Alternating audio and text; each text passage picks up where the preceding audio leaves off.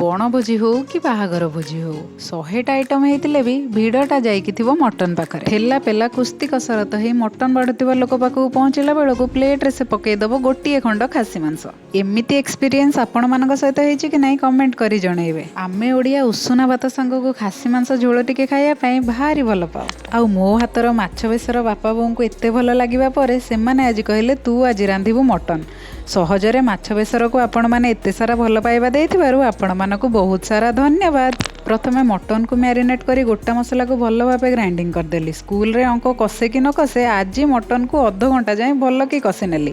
ଆଳୁକୁ କାଟିକି ପକେଇ ପୁଣି 10 ମିନିଟ୍ ଯାଏଁ କଷିଲି। କଷିଲା ଭିତରେ ଭାବିଲି ଯଦି ମୁଁ ଏତିକି ଅଙ୍କ କଷିଥାନ୍ତି ତାହେଲେ ଆଜି ଆଇନଷ୍ଟାଇନ ହେଇଯାଇଥାନ୍ତି। ତାପରେ ସେଥିରେ ଗରମ ପାଣି ଦେଇ ତାକୁ ପ୍ରେସର ଦେଇଦେଲି। 5ଟା ସିଟି ପରେ ପ୍ରେସର କାଢିଲା ବେଳକୁ ସଲିଡ ମଟନଟେ ହେଇଛି। ଉଷୁନା ଭାତ ସହିତ ମଟନ ମାଡ କରି ମଜା ନେଲୁ ଆଜି ଦିନର। Hope you love it. Follow for more.